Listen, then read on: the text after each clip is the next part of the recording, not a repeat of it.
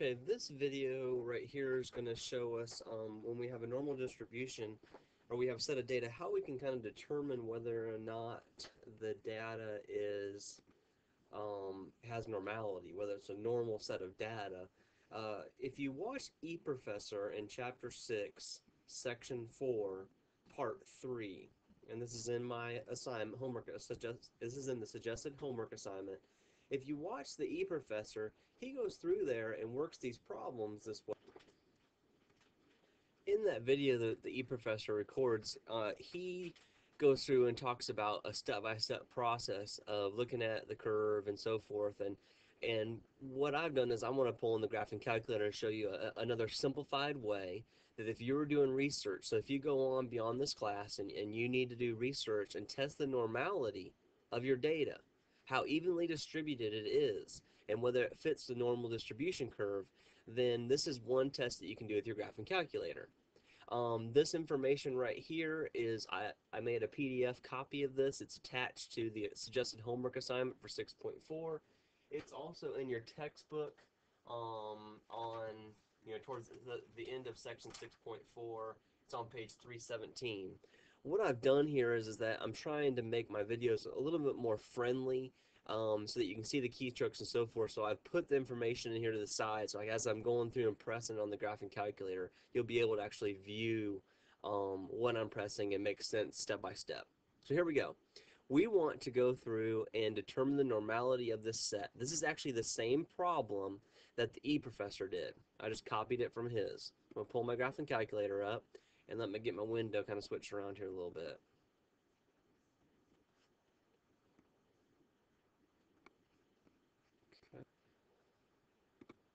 Okay, now I got my window arranged here.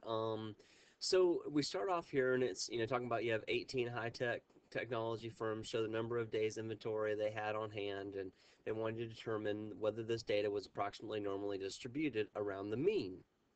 And so what we did here is that we are going to go through and take our graphing calculator and follow these directions. What it's called is a normal quantile plot, and we'll say a couple things. Our picture is going to look a little bit different, of course, and our window will not be exactly the same here because we're using a different set of data.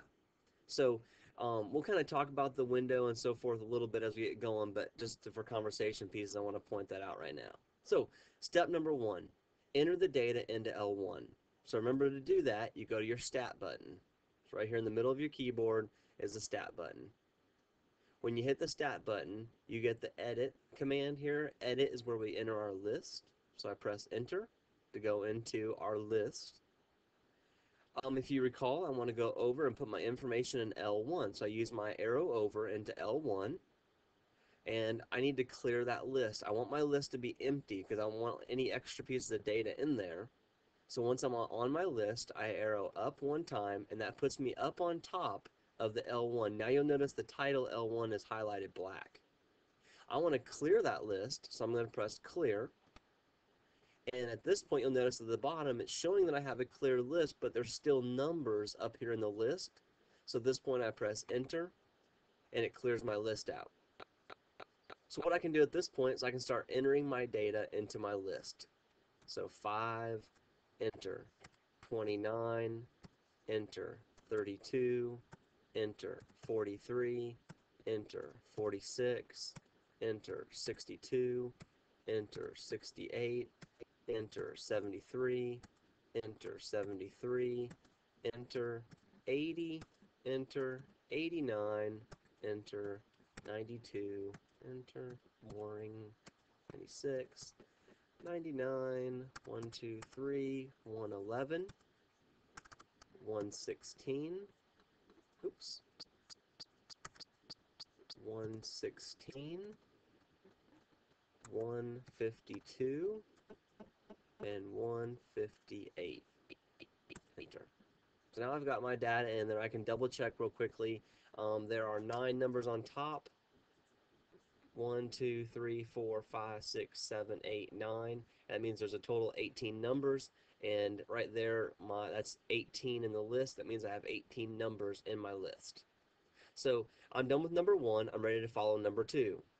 Number 2 says press second and stat plot. Stat plot is found up here above the y equals. So you press that. We want to get the stuff in blue. One key thing to pay attention to right now is that I'm noticing right this second that plot number 1 is turned on, and so is plot number 2. So one thing I can do here is you notice here option number 4 is turn plots off. So if I go down to number 4 and I press enter and press enter one more time, what that's done is it's turned all of my plots off. So now when I come back in, I press second, y equals, or stat plot, like number 2 says on the directions. When I come in, now you'll notice all of my plots are turned off. So I won't have any data kind of messing up my graph. So okay, so now I'm ready to enter. I want to go into it says press number 1 for plot 1. Okay, so now I want to turn plot number 1 on. So number 4, turn the plot on by pressing enter when you're flashing on the on. Okay, got that. Number 5, move the cursor to the normal quantile plot, the 6th graph. So to move down to the type of graph, I had to press the down arrow. Then I press the side arrow to move myself over to the 6th graph, which is the quantile plot. And I press enter. When I do that, you'll notice here in step 6, it says make sure that L1 is entered for the data list and X is highlighted for the data axis.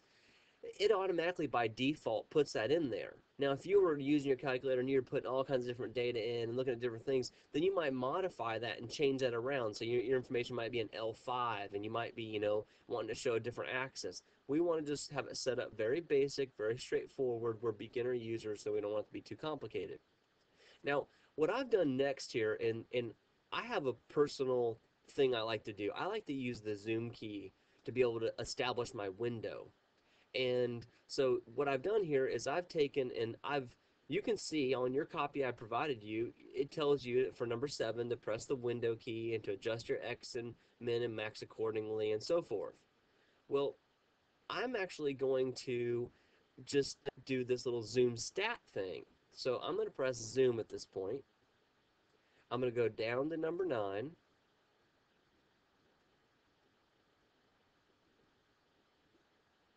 When I get to number 9, I'm going to press number 9, press enter to choose zoom stat number 9.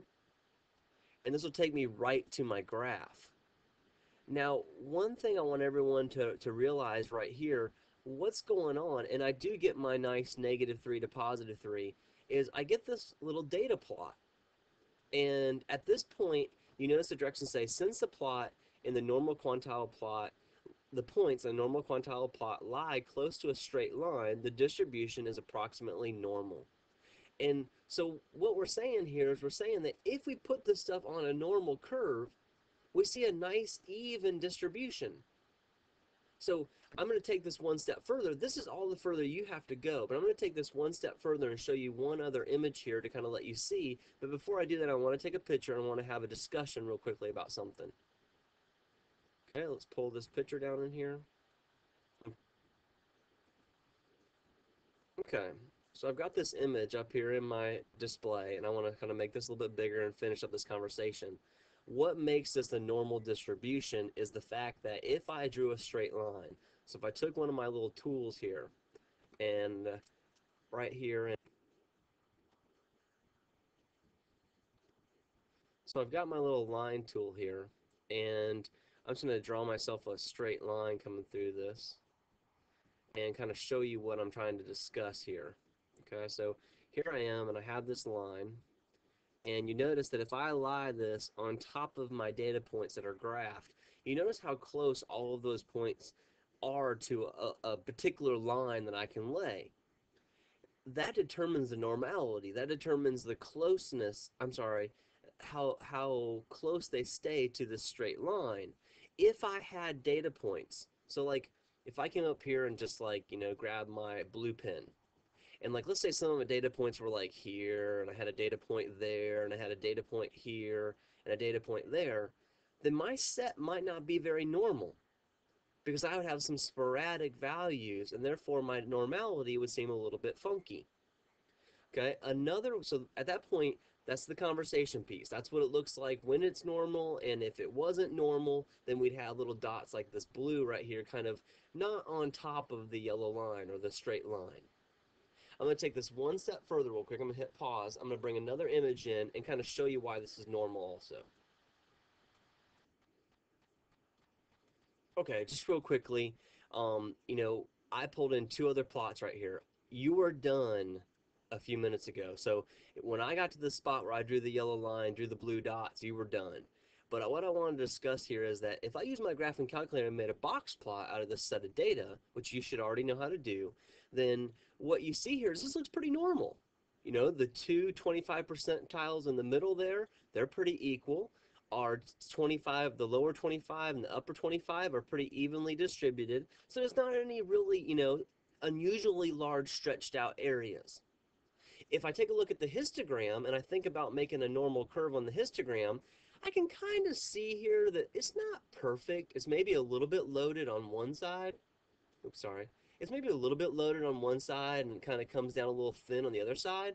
But overall, that data is pretty consistent going across on that histogram. So, this kind of relies back on what the E professor is saying about his little procedure of calculating the normality. We can see another visual display of the normality, but then we also have a way of calculating it with the quantile plot with our graphing calculator. So many different methods here that you can do. The main one to focus on is the quantile plot, and you can answer your questions on the assessments with that, and you can use that in future reference if you're collecting data for a research project.